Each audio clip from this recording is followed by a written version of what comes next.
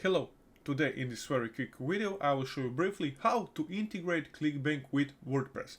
So you will need to make a WordPress account and you will need to connect it with a plugin of WordPress that is WooCommerce that you can make your internet site.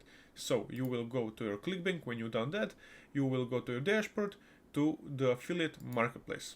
It opens a new tab, and for example we choose some niche like health and fitness, and this product we will choose it. We will click promote and we get our hop link.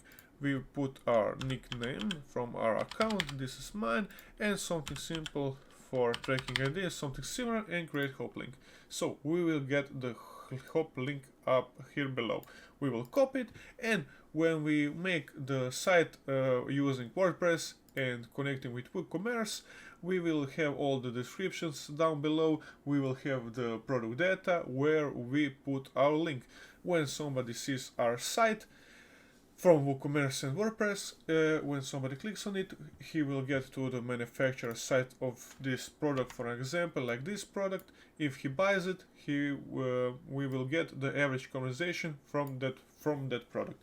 And that is how briefly you can make an account on WordPress and WooCommerce and promote your product from Clickbank marketplace.